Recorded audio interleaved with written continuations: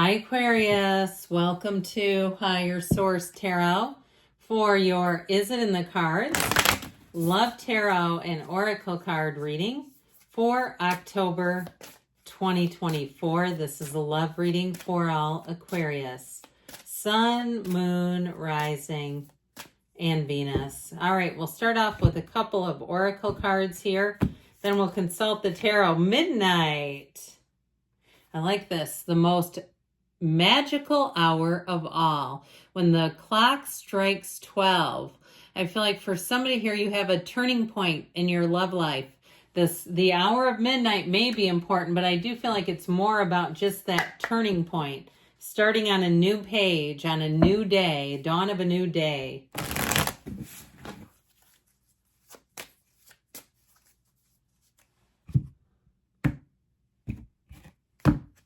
You have the dragonfly, lighthearted and adapt, finding out and change, things coming to the light and healing energy. So again, starting on a new page, I feel like that's kind of the theme of the day for you. Let's see what else here with the tarot.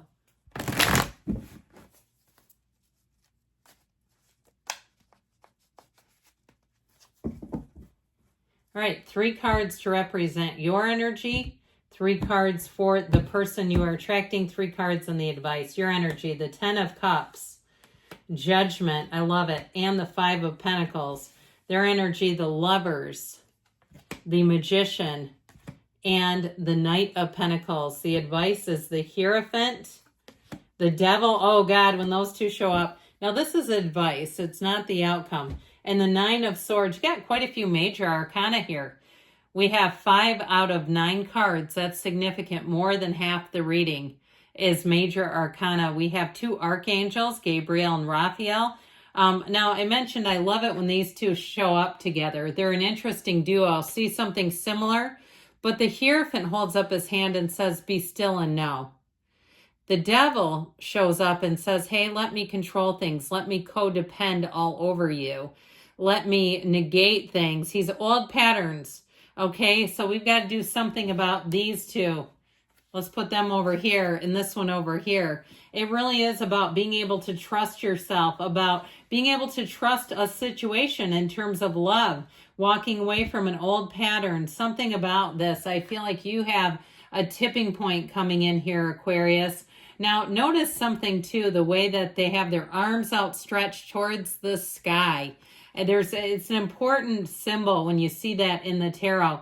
It really is a homecoming, a welcoming. So with that 5 of Pentacles, I do feel like it may be time to separate. If you had an old relationship where you're still kind of conjoined, you are still maybe spending time with their family or things that are just keeping you too entangled, I feel like it's time to disentangle yourself. It's time to let go of something because there's something about it that feels like it's disruptive. Now, if you're single too, and that may be, and you say, I just don't know why I'm not finding anyone, it may be keeping you in that energy field. There's just something that feels like it needs to change. Now, if you're walking away from something like addiction, because it is in here, just by the way, and that 5 of Pentacles is like, maybe you have a year of sobriety and you're saying, I've walked away from the old people, places, and things. I've worked on myself. And I understand that's early recovery. I get it. But there's something about that with the 5 of Pentacles and kind of some finality about it. And it is bittersweet, right? There's some old familiar patterns that we can feel comfort in, but it's a false sense of security. When we find comfort in familiar but toxic patterns, right? And especially too when we keep hoping for the best and getting burned. I feel like with the energy of Judgment, you're free of that. You're free, interesting, from the coffin of the ego. You have the ego here too.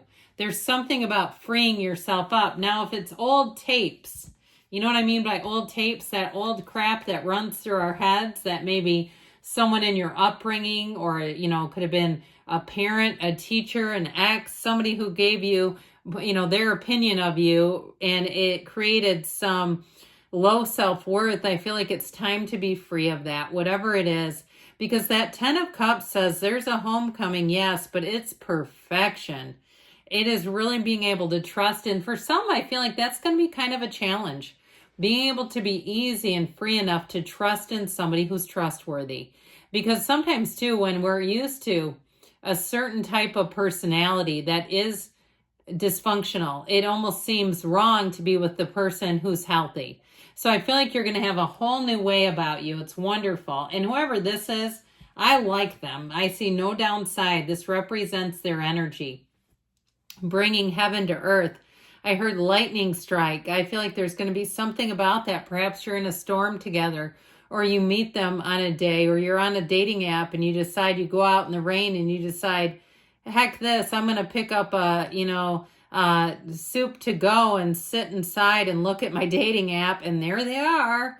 Okay, stranger things have happened. I think I told you this, but I'm going to tell you again. Somebody I went to high school with, she was actually on the Today Show for the Joy Fit Club, the Joy, I think it's Behard or something. Anyway, she was on that show.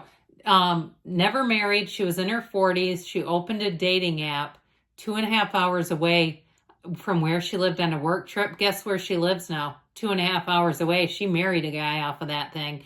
So it does happen. But either way, I'm getting into a lot of details because they're just coming in, and I like to share what I see because I regret it when I don't, because when I see something so clearly, it's almost somebody's story. I almost always. And so anyway, but let's talk about this one. I like them. So it's somebody who brings a lot to the table. I do feel like they're fairly easygoing. Could be a Gemini, but you've got all the signs represented in the energy of the Magician. You also have Taurus and Capricorn here. But I do feel like with this person, they can take care of themselves, but they can also let their guard down. It's somebody too that if you've been the one in the relationship where they were counting on you or leaning on you heavily, this person with the Knight of Pentacles, they've got the plan A, the plan B, the plan C. This is someone too, if they had a difficult upbringing, they have overcome that. They're not living in childhood wounds. They're not living in the past. They're looking towards long-term goals. So they may have a lot of goals, financial goals, like owning property somewhere. And they have the means to do it. This is not just pipe dreams. This is somebody who has a path. And they have sort of that attitude. If you think you can, you will. If you think you can't, you won't. This is somebody who sees that. I feel like they're victorious. And things that they take on, they may have areas of personal fitness where they've decided to train for something. And I do feel like, too, once they meet their goal, they're not obsessive about it. It's somebody who is goal-oriented, but like they can get to the finish line and not get into an obsessive cycle with it. So I do feel like, too, with the energy of the Lovers, it is the kind of love. You may stop watching Love Tarot after this, but you need to come back and tell me if you do. Okay, you can come back and leave a comment. If you say, I stopped after that, I don't have time for it. I'm too busy being with this one. So with this, it's law of attraction energy where you're manifesting each other. It's very strong, very powerful energy. So mind your feelings, because the feelings are the key to it all. That's our vibrational signal. And so get up, get happy, get peppy, get focused, whatever you need to do to attract this kind of energy, because that's the frequency you want to be on. Let's talk about this bugger. Now, the Fool energy on the positive can be about, having each other on your heart and mind a lot of the time. But with the Nine of Swords, what I don't like about it here is it's needless worry. That black is contrast. So I feel like they're saying this is the advice, not the outcome. You've paid the price of contrast. And man, is that price steep sometimes.